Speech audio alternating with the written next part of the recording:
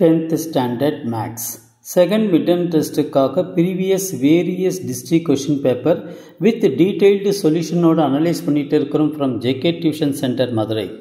இந்த மாதிரி various district question paper நீங்கள் நல்ல தரவா பார்த்துட்டா you will get more than 90% of the marks கண்டிப்பாக வாங்க முடியும் students. Let us start part A. Question number 7. I am J. Kumar. The total surface area of a hemisphere is how much times the square of its radius?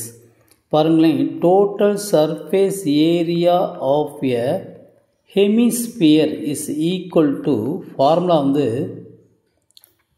3 pi r square. How much times square of its radius னு கேட்டிருக்காங்க. பார்த்தீங்களா, கொஸ்டினில் நல்லா read பண்ணி பாருங்க. How much times the square of its radius, அப்போ எத்தனை மடங்கு அதனுடைய ரேடியஸில் எத்தனை மடங்கு இருக்குன்னு கேட்குறாங்க.